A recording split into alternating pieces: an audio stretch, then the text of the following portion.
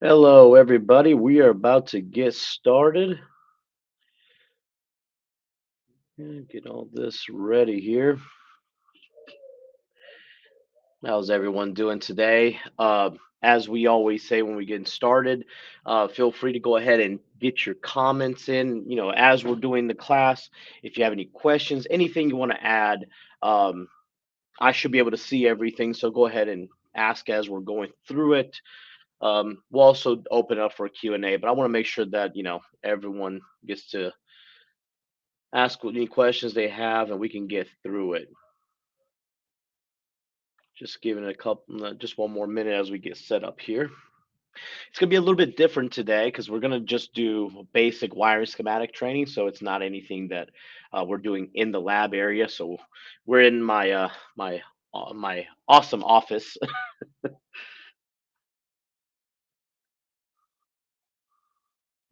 All all right. So we're gonna go ahead and get started, and I do want to touch base on what it is that we are going to be talking about today as far as basic wiring schematic training. There is a huge difference in understanding what electricity is and how it flows through a circuit and what reading a schematic is.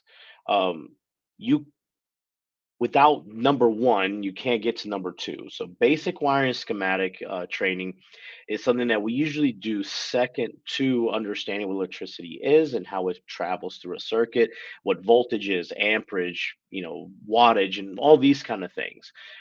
You have to understand how electricity works in a circuit before you can actually get into wiring schematics. Otherwise, think about it as well, a roadmap. And that's really what, schematics are. They're a roadmap to kind of teach you and, show you where everything's going. Well, imagine if you are trying to learn how to read a roadmap, but you haven't learned how to drive or even how a car works. Without knowing how to drive and how to get from point A to point B, well, then the roadmap doesn't do anything for you.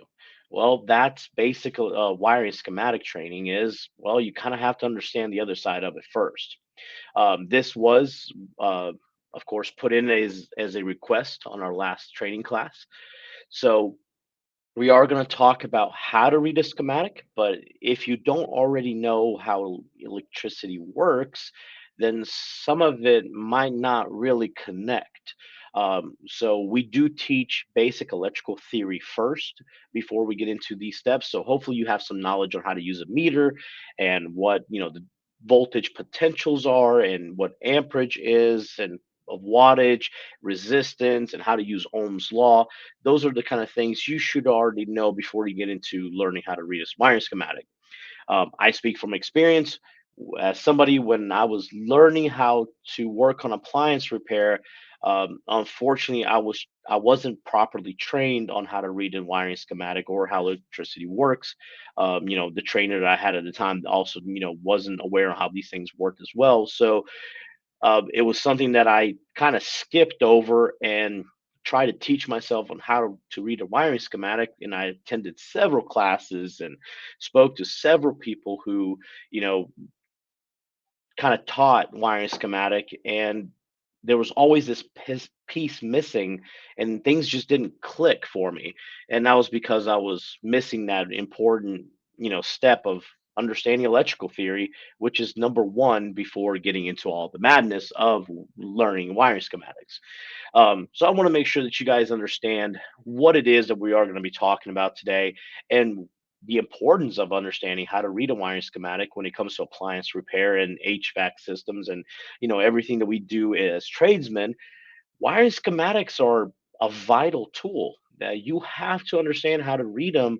Otherwise, you can, end up being somebody who's changing parts and not understanding how to properly test the system because you're missing that vital information in your head of how to read that schematic. So, wiring schematics is extremely important in what we do in our, daily lives when it comes to working on appliances and HVAC systems and other components, mechanics, everything kind of need to know how to read a wiring schematic. So we're going to get into all that here. Let me get my presentation up. I'm going to share my screen here with you guys, and we are going to get into it. Just waiting for it to load here, one step at a time.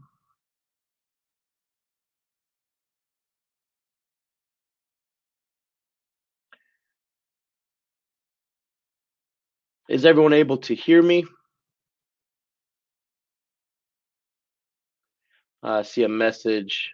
Can't hear a thing, but I haven't heard anyone else say it, so might need to turn your volume up. All right,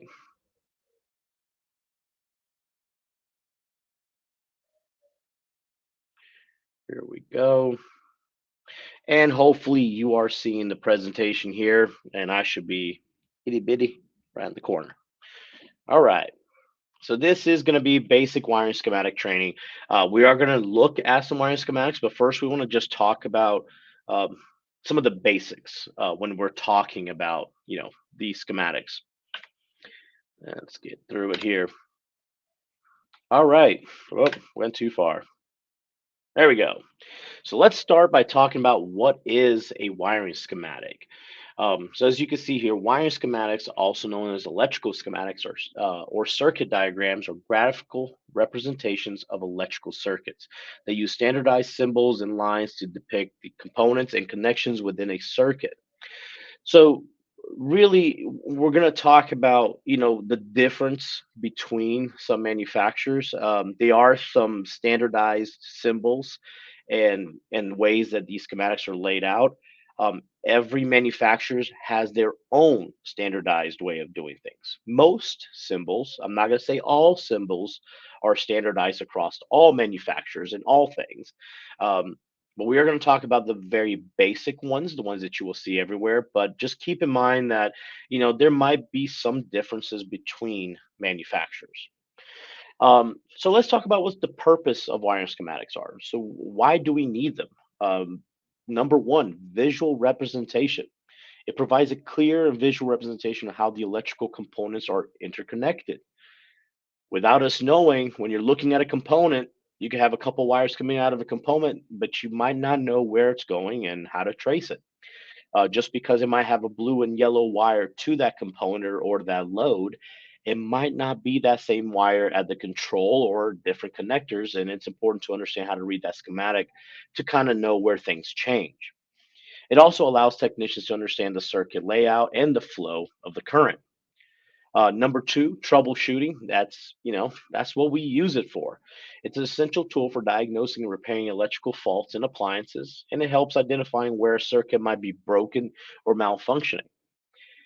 I'm I'm guilty of this. Like I said, when I was learning appliance repair, unfortunately, you might not always have the best trainer that can teach you on, wiring schematics and electrical theory. Um, I wasn't gifted with that. That took hard work and determination to get.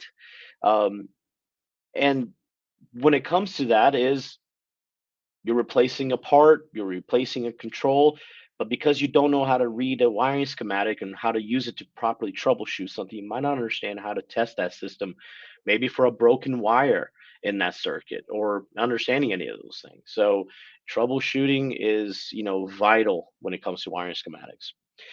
Standardization, number three here. Like I said, this can change between manufacturers, but it ensures consistencies and understanding across different technicians and engineers. Um, Engineers tend to stick to standardized symbols and color coding and things like that when they're in the same group. And when I say same group, we're talking manufacturer. A tan wire at Whirlpool might say T as in Tango, N as in November, and they might label it as that. But you go over to GE or Frigidaire and other manufacturers, that tan wire might have a different color code um, that's different from Whirlpool. Whirlpool and other manufacturers, they all have their own standardized labeling of components and things of that nature. So keep that in mind when we talked about standardization. Also, use standardized symbols and notations, making it easier to communicate complex electrical, information. There's general symbols that all engineers use. We're going to talk about some of these very standard that you will see across every manufacturer. Um, and if you really learn the basics, you can get through just about any type of manufacturer layout of their schematic, their symbols, their color coding. You kind of get through that. And that's when it comes to number four here is our documentation, which serves as official documentation to, for the design and the functionality of the electrical systems. Documentation in schematics is vital. Uh, they can kind of paint a picture or tell you what you're really looking at when you're kind of stepping out of that standardization that you typically see in one manufacturer. Other manufacturers kind of give you charts. If they're using different color coding for their wiring, they'll provide you with this information in their schematics. So documentation is also really important, useful for future reference and modifications or upgrades as well. So documentation is, very really important to understand, to look at that. I've seen a lot of technicians, they see the wiring schematic in front of them and they ignore all the writing around it that is telling them how to read that wiring schematic. And then lastly, number five here is safety. It provides detailed information on the correct connections and configurations, helping to prevent electrical hazards. You're gonna get shocked. That is gonna happen. It's just a matter of when. But safety is always first. When you're dealing with electrical circuits, if you are testing properly, you should be testing it under load.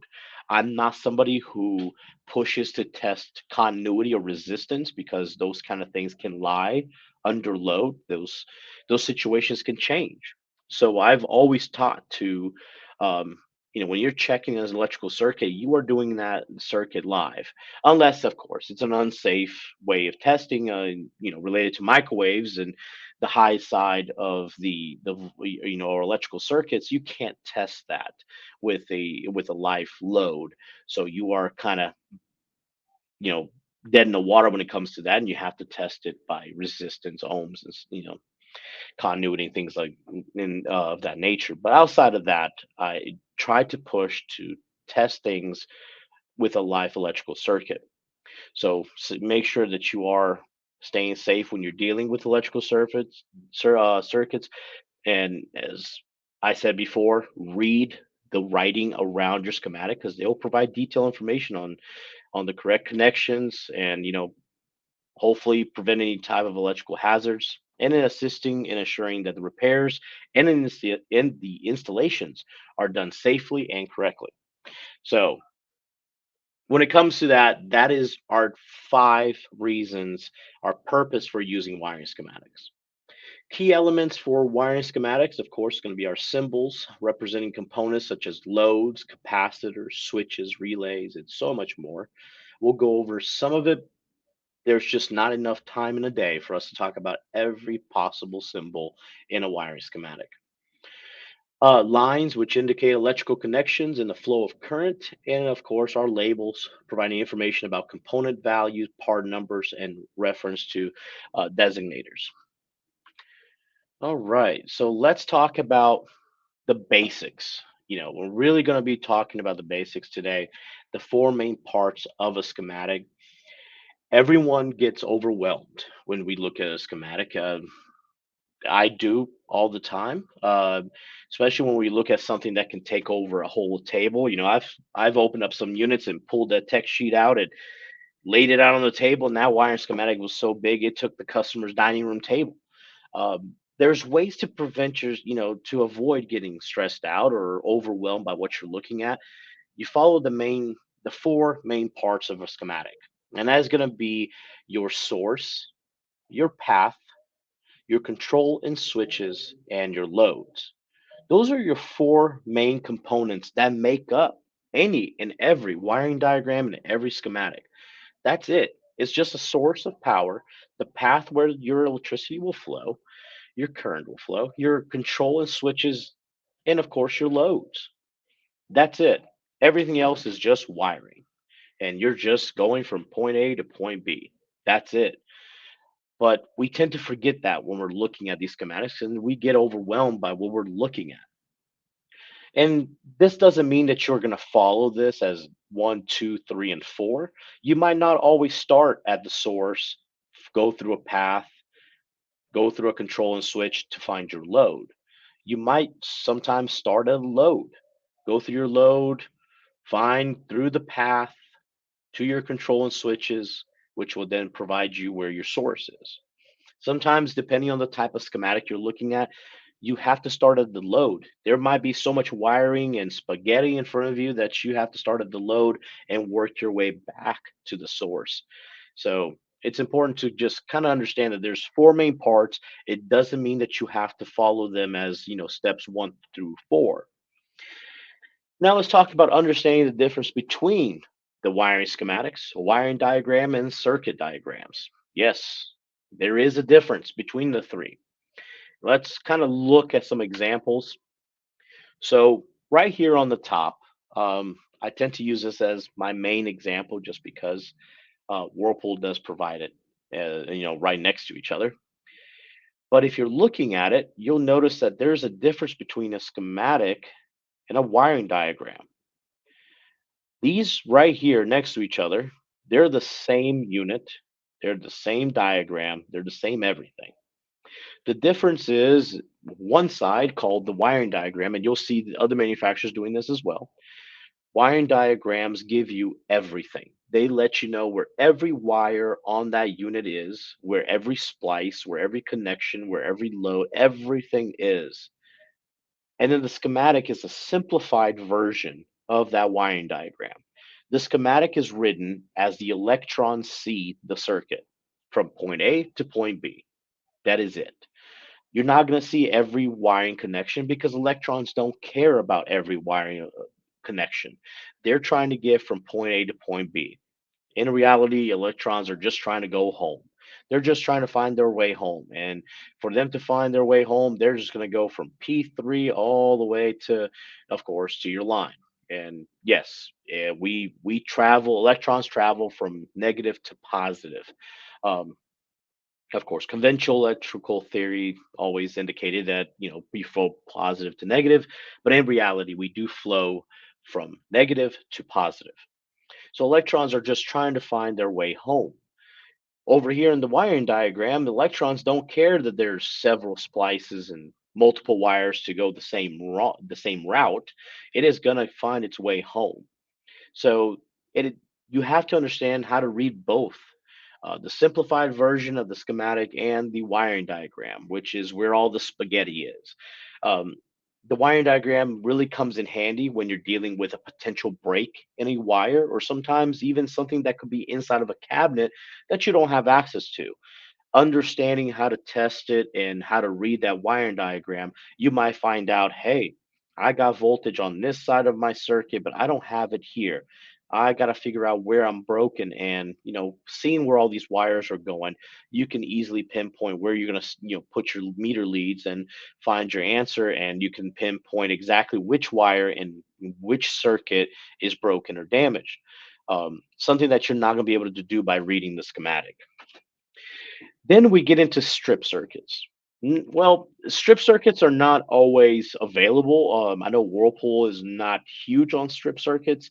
Um, they're real big on their dishwashers, but it's not something I see in their refrigerators. I have seen Samsung do some strip circuits, but they really lean towards more wiring diagrams. Um, LG, I believe, does the same. GE does do a lot of schematics. But strip circuits are just a simplified version of one circuit. And we're taking one circuit out of this whole picture and we're breaking it down so you can see just that one circuit. So this is on a dishwasher and this is a drain motor on a dishwasher. And we'll look at that a little bit further here. But looking at this here, you'll see you got your line one, you got your neutral, and you got your load. And of course, here's your electronic control, and this is the other side of the electronic control. Um, that is one circuit. This is just a even more simplified version than a schematic. Just for you to pretty much just focus on your load of interest. So if you're only worried about your drain pump or your wash motor, you don't have to look at a full schematic. Some manufacturers do provide you with strip circuits, and you do have to understand that there is a difference when reading those. Um, it is just one single circuit. As you can see here, even though these are on the opposite sides of our load, the P5 and pin 4 and pin 3, they're all right next to each other, right on the same control board. And some technicians might look at this as two separate parts or two separate controls. They're not. These are the same control, and that's why it's important to understand what you're looking at when you're looking at a strip circuit diagram. And we'll go a little bit further, and I got some examples here on dishwashers and why strip circuits are sometimes more valuable or sometimes even can help you speed up through your diagnosis. All right, so let's now bring in the symbols.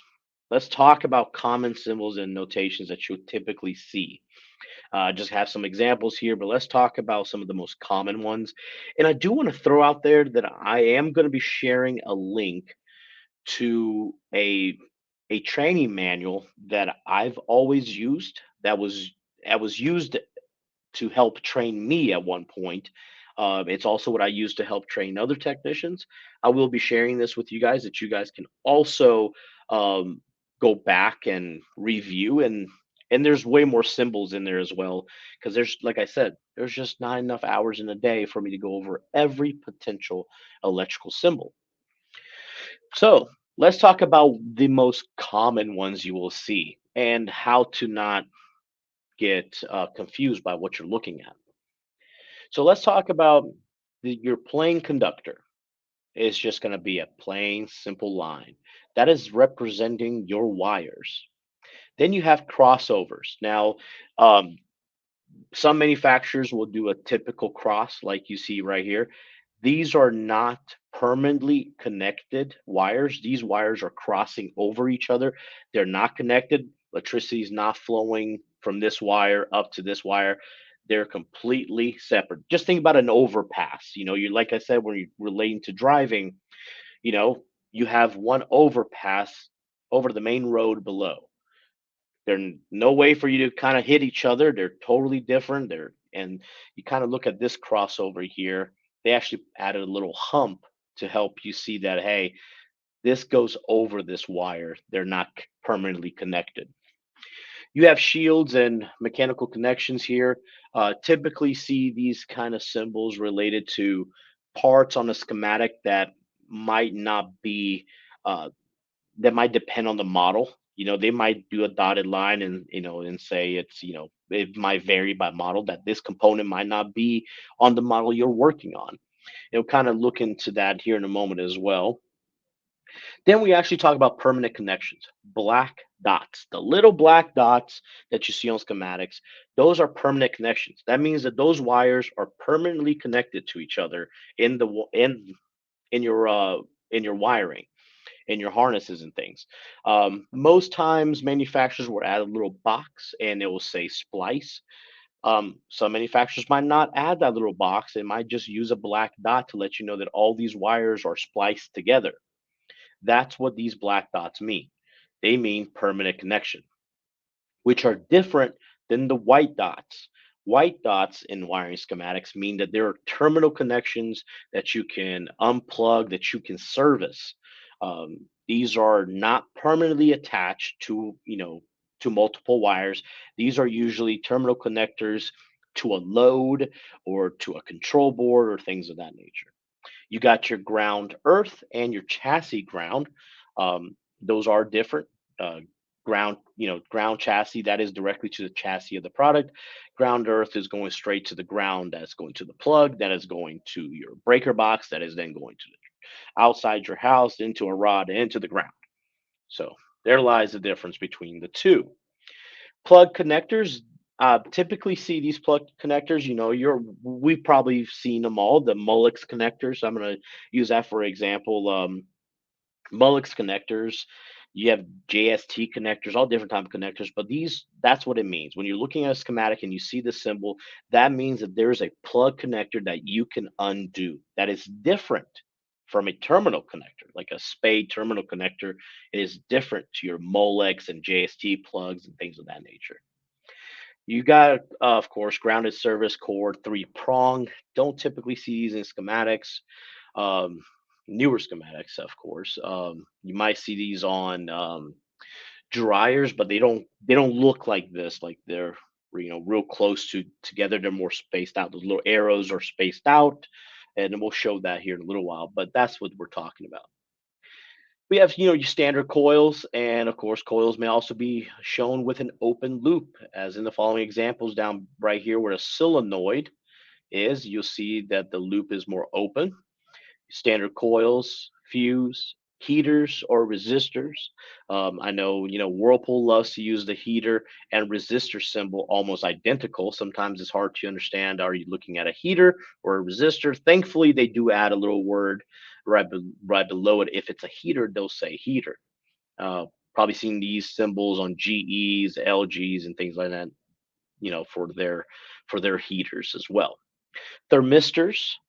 Now, this symbol is not totally complete. Most thermistors, you will see a line through them, and next to the T, you'll have a minus or a plus to let you know if this is a NTC, negative temperature coefficient thermistor, or if it has a plus sign, that'll let you know it's a PTC, positive temperature coefficient thermistor.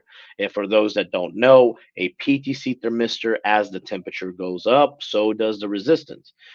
That's vice versa on our NTC, negative temperature coefficient, whereas temperature goes down, resistance rises.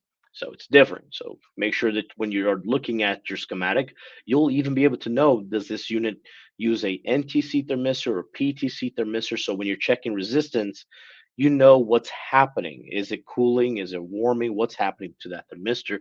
Um, the schematics, they have these things there to really show you what's happening. And you have diodes, of course. Diodes, a permanent current flow in one direction only. Um, we, believe it or not, the most common diode that every single one of you guys probably see is an LED, a light emitting diode. And then you have triacs, which are electronic devices similar to a diode, except it allows current to flow in both directions. Um, think about it as like not really like a relay, but electronic switch that's built into your control. You have to power, you have a gate, you have to send a signal, you got to have a load through this triac for it to be able to flow electricity. There's a whole class that I can do on triacs and how to properly diagnose and how they work. Then you have, of course, motors. As you can see here, we have standard motors, single speed, two speed, three speed. These little coils, as you can see up here, coils. These are going to be your different windings. So if you're dealing with a two-speed motor, you do have two separate windings. Three-speed, these are going to be the individual windings of the motor. So just wanted to get the basics to kind of show you guys, and then we're going to actually look at it on a schematic and how to understand how this works. All right, let's get all this out of the way. And let's get, where did my stuff go here? There we go. All right, and I'm going to go ahead and put this in the comments section. I recommend everyone save this link. Use this link, put this link on your browser, bookmark it. This is where you can go to really look at all the symbols and different things like that. Now, this is designed by Whirlpool. Um, if you're in Service Matters, if you have access to Service Matters, it's just a matter of typing the word electrical theory, and this whole booklet can pop up. These are old training manuals, and I mean old training manuals. Electrical theory hasn't changed. Appliance theory hasn't changed since appliance were first introduced. So electrical theory is pretty much all the same. Get out of my way. All right, and just to kind of just show you guys here, really what it gets into, it pretty much walks you through understanding electrical theory, what each type of electrical energy does and how to measure it, goes into Ohm's law. It kind of covers everything. But what I want to show you guys here before we jump out of this is that there's a section in this booklet that goes over all the symbols. Now, like I said, it's a little dated. So some of these symbols are not something that you might see in the field currently, but there is all kinds, and it goes into parallel circuits, series circuits, and all types of different types of circuits, and kind of even there's a little test section to see if you can test yourself. But let's get down here to the symbols. This thing, it is huge, by the way, so be prepared. All right. And let's get into the wiring diagram section. They kind of give you some, like a glossary here to kind of talk about terminology, um, and gets you into color coding. Again, this is just Whirlpool's color coding, so you can't use this on every manufacturer, but they do have the symbols. Symbols don't really change that often, so they have every symbol that you typically will see. They have it on here. There's several of them. Um, from motors, thermal switches, all kinds of different loads. And then there's even a section here that you can kind of, what I used to do is kind of test myself, and they have a blank section here. Let me get to that. There you go. And you kind of have to write down what each symbol is, and then you can kind of, there's an answer sheet and kind of test yourself to it. So it's a great tool to have when you're trying to learn how to read diagrams and learn electrical theory. So I strongly recommend you guys copy. I posted in the comments, so you should be able to see it. But let's jump in and let's talk about everything that we've learned and how it works on a diagram. Let me zoom in here. As we talked about permanent connections, terminal connectors, I'm just zooming in.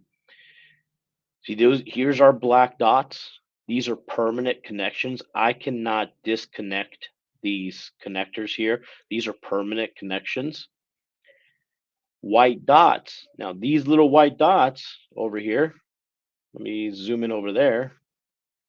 As we talked about, too far. There we go. These little white dots, these are terminal connections. I can disconnect these wires. These are, of course, door switches, and I can disconnect these wires. These door switches, where these black dots, these are permanent connections. That means electricity can flow, not just, let me just get a pin here.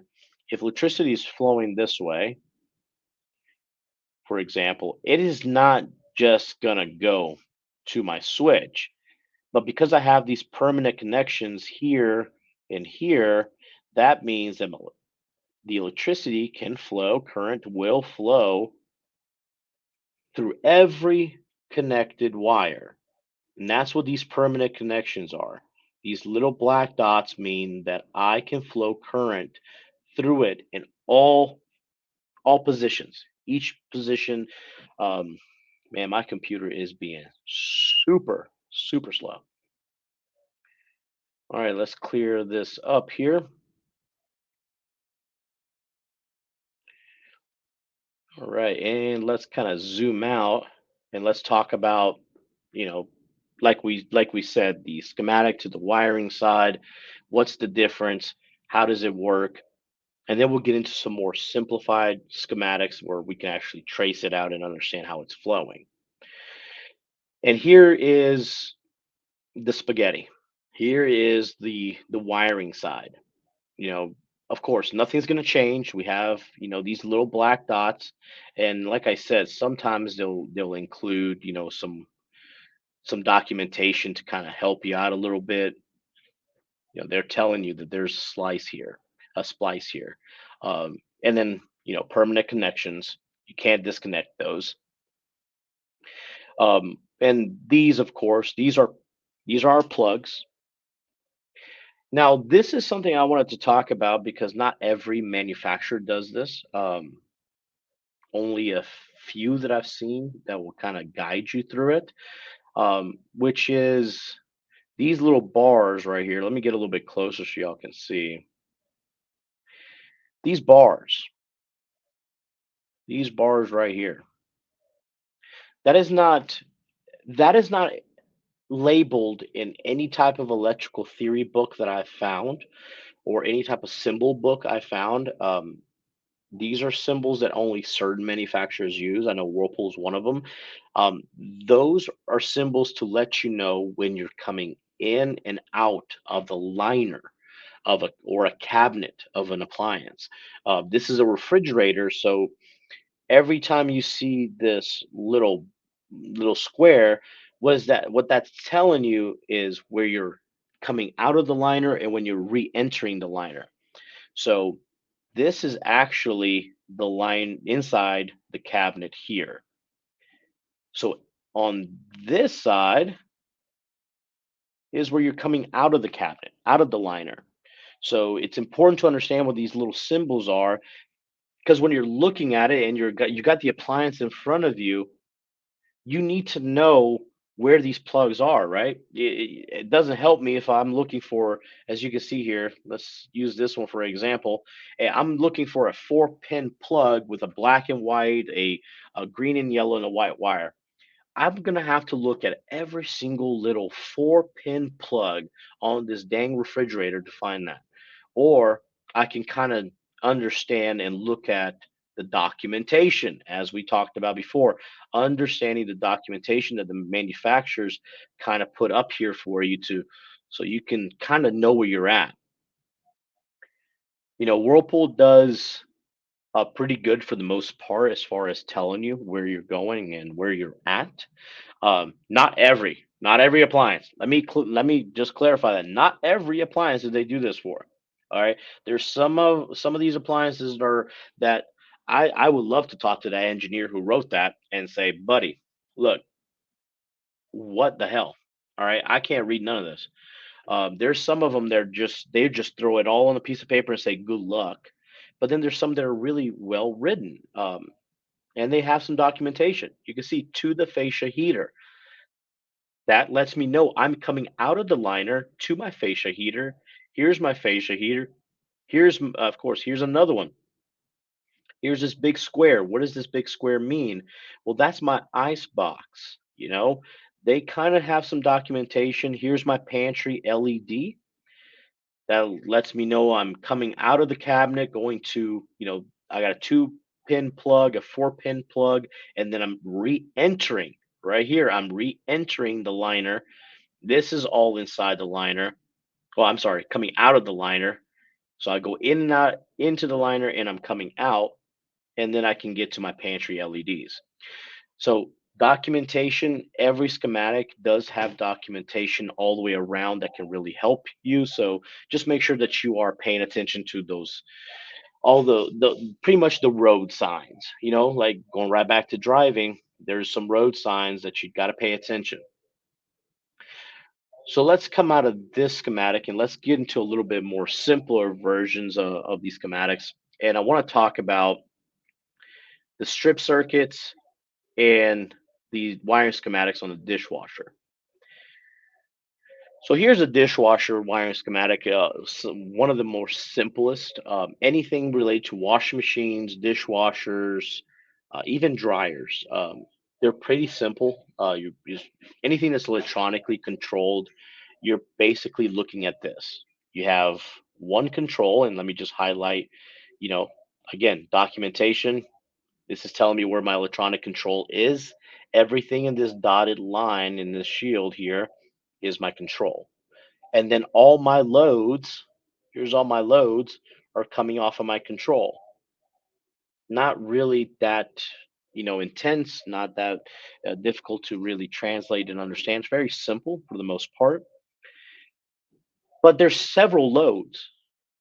There's several loads when you're looking at this control board. There's several loads here, and that's when some manufacturers might give you individual strip circuits, like this drain pump right here. If I was looking, let's say I'm a novice to understanding wiring schematics and things of that nature, this might be a little bit too much for me. I might take a minute to really kind of go one by one to figure out where my drain pump is. But some manufacturers, they will simplify it and give you a strip circuit. So this is the strip circuit of that drain pump that we just looked at off of the P53, P54. Let's go back to the main one. This is our P5 connector right there. Now I'm just going to zoom in just into this circuit since we're talking about it. And we're going to actually trace this circuit out so you can understand how it's flowing through the circuit, how the current's flowing. Let me erase all my chicken scratch here. All right. So as we talked about that P5, 3, and 4, let's go back and look at that strip circuit again. Here's my strip circuit. Again, this is P53, P54. How it might look like two different controls because it's electronic control on this side, electronic control on this side. But in reality, it's all one control. And let's talk about why it's broken up this way. Let's go back to the schematic. Here we go. Here's our drain pump. Again, P5. Let me get my highlighter out again. P5 there, 3 and 4. That's a terrible highlighter. That damn thing isn't doing anything for me. Look at that. Just nothing. Ugh. Anyway, let's trace it out so we can kind of understand why it kind of looks like two separate controls on each side of that load, but in reality, we're talking about one control. So, like I said, break it down into your four main parts. You have your source, your path, controls and switches, and your load. You don't always have to follow, steps one through four. You can kind of just start at the load and work your way back to your source. And we're going to do that here. So let's start right here. This should be our power line here, our L1 side, our line side, and we're going to come through. All right. Now we got a black dot. That is a permanent connection as we talked about. That means that line 1 is coming down this wire and it's providing L1 to all the loads at the same time. Each load is being controlled by triacs on the neutral side of the circuit. And we're going to see that on our drain motor here. But let's finish tracing this out on our drain motor. We're going to trace it out. Oh, we got a hump. That is a crossover. That is not a permanent connection. We're going to keep going. We now have a fuse. We're going to go through the fuse unless that fuse was open. We have another permanent connection. That means, our L1 will kind of come down here and go to one side of our motor. I'm not going to trace that circuit out, but just to let you know, there is a permanent connection there. And we're going to go through our pilot relay. Now, our pilot relay on these dishwashers, they're normally open. As you can see here, until you start the unit, then you're closing that relay, sending that L1 side of the line down to all your loads, and then you are cycling your loads on and off and monitoring your loads through the triacs. So let's keep following this here. And here's our permanent connection that I want to talk about because this is where our source comes in from. As you can see, now we will still go this way with our L1 till we get to our heater relay. And our heater relay is in the open position. It's written in the open position. Um, when you're dealing with microwaves and things of that nature, things that have doors, it's important to really look at those documentations because they will tell you the way that the schematic is written. Because not every schematic is written, with the door open or door closed. You have to look at those documentations, and they'll kind of describe to you um, it, what position these switches are in. But right back here, that's our line 1 and it's coming through a fuse directly to L1. As you can see, it says L1 there. Now on neutral side, if we trace that, we have, of course, another crossover, and we are back at the relay. Not the relay, our triac. It doesn't show, of course, but there's a gate, and then we have permanent connection, and then we have the triac loading current sensing circuit. So pretty much everything on this circuit, this is our neutral circuit. If we follow it through, again, another permanent connection. We're not going to chase it all the way down. We're going to do another crossover, permanent connection at our black dot, a couple of different crossovers, and we're going to keep going, keep going. Yeah, really, come on, keep going. And come on. Oh, you know what? I can't see nothing. There's a turn right here. I was going straight. I'm like, why am I going straight? Just fix this real quick. All right, we turn and go to our neutral. There we go. I was about to say, why am I going down to my heater? So there's a turn there, and we go to our neutral side of our circuit. And this control board also has two sources of power as we have a power supply here to convert our 120 circuits down to 5 volts and 12 volts, and these circuits typically go, if I want to follow this will go to all of our low voltage fan motors. You can see all these permanent connections on the low voltage side, all the way to, of course, our user interface right here, our HMI, human machine interface. So the biggest thing is understanding what the symbols are, how to follow your pretty much your roadmap, and understanding when you're looking at a strip circuit doesn't mean that there's two controls. And I've gotten this a few times. Why is the strip circuit telling me I have two controls? It's the same control. They're just two sides of the pins to give you one strip circuit, the neutral side and the line side. And I just wanted to bring this up before we get into the Q&A. We talked about documentation and some of the things that wiring schematics will kind of display for you that you really got to be paying attention to is there is several schematics out there that will give you timing charts depending on you're working on a unit that's got a timer. Make sure that you're paying attention to these documentations that are there. The engineers and manufacturers putting it there to guide you through the schematic. Otherwise, there's no way to read. This means nothing to me without this timing chart.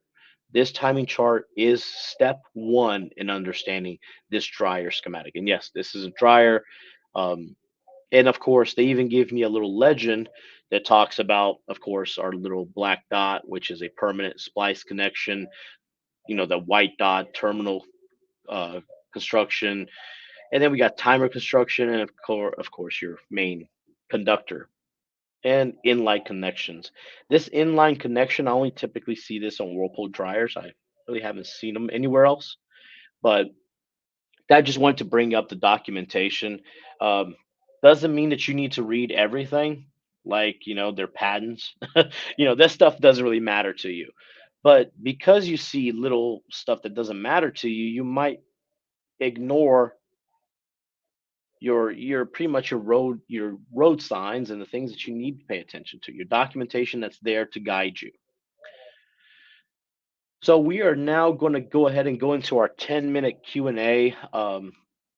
Again, like I said, this was a very basic um, how to read wiring schematics. Just kind of just give you understanding the symbols.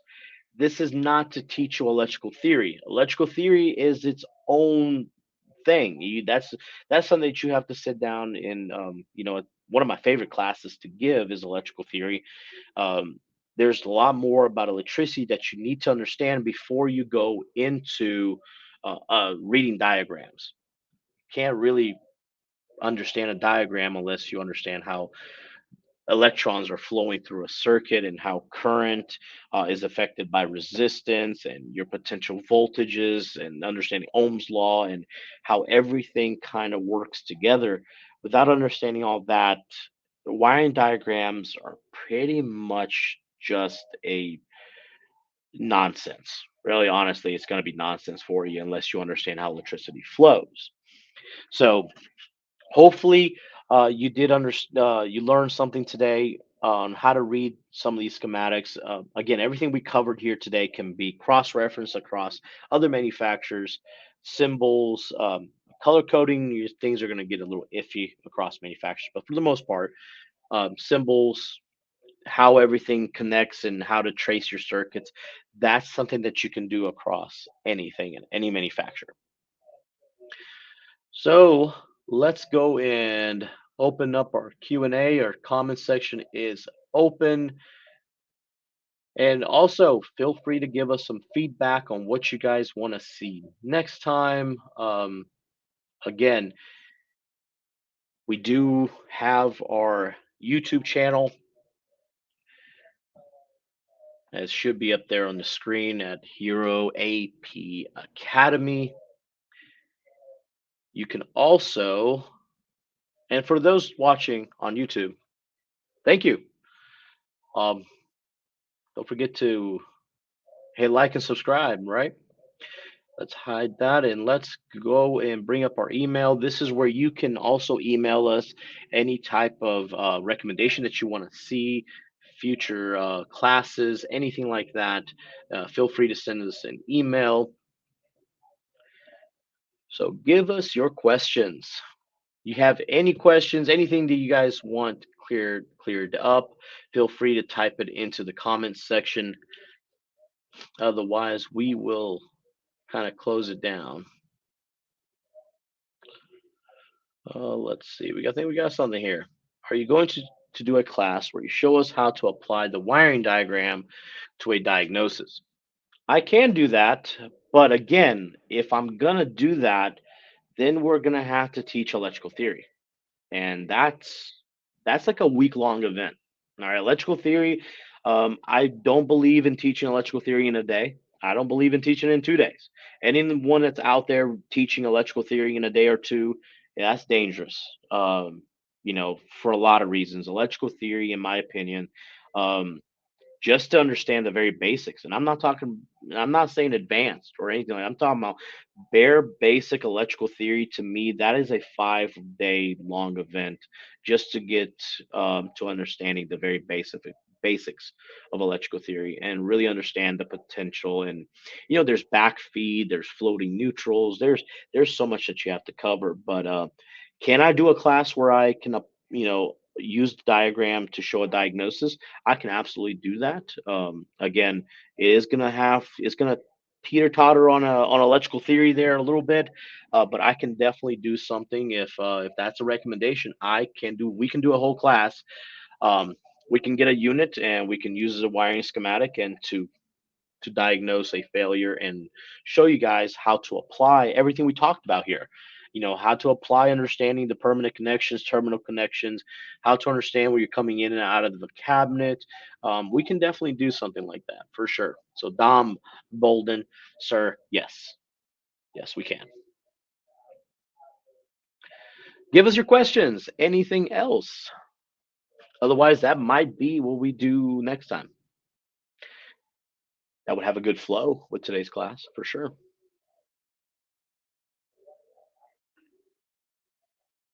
Just gonna leave it open here, just seeing if we got any more questions before we knock off. Let's take a look at our calendar here for the next class. Now, this one was, spaced out. We tend to do these every other week. So it next class, uh, unfortunately, because we have some training coming up in our lab area in our academy. Um, our next class will not be until the 25th. I know we tend to do these every other week, but due to upcoming training in our academy, it will be the 25th. Unfortunately, I am the only one doing it at this time, so I'm limited as a director here at Hero Academy. So our next class, unfortunately, will be on the 25th. So any feedback, make sure that you can send us, you can comment on any of our videos on YouTube. Also, send an email out to us or any recommendations at training ha@outlook.com. I think we got one question here. Thank you, Antonio. I believe we did this class for you, sir. If I remember correctly, I think you requested the schematic training. So absolutely, Antonio. We'll definitely do more. So keep an eye out for that. We will do more. Like I said, we might even do apply what we've talked about here today to an actual product. Let's go a little bit further and try to get them tied together. Um, and if I need to do electrical theory, yes, sir. Absolutely, Antonio. We will apply what we talked about here, so we can kind of keep a flow. I might do a couple of videos on electrical theory. They're not going to be too advanced because I don't want to. I don't want to do that to you guys. I don't believe that electrical theory should be broken down or provided to a person in pieces because it's dangerous, man. It's dangerous. You need to understand it the right way. So, yes, we will apply everything we talked about here, the basic wiring diagram, and we will apply it to a unit. We will trace it. There will be some back and forth with the camera work, but we will make it work. And Antonio, we will send that. That will be the next class that we do. So, that will be on the 25th of July, because I do have a couple of weeks of training here in the academy. All right. So if we don't have anything else, we will be letting everyone go. I appreciate everyone that's tuned in today and joined us here at Hero Appliance Academy, here on StreamYard and on YouTube. Thank you for coming. Thank you for connecting, and hopefully we can grow this community to share this experience with others. Um, we're all working towards a common goal of being better technicians every day. There's no reason to not share with each other and not support each other's growth. So, thank you all for coming out and enjoying it with us today. And I will see you guys on the 25th of July for our next live stream class. Thank you for coming. Y'all have a good one.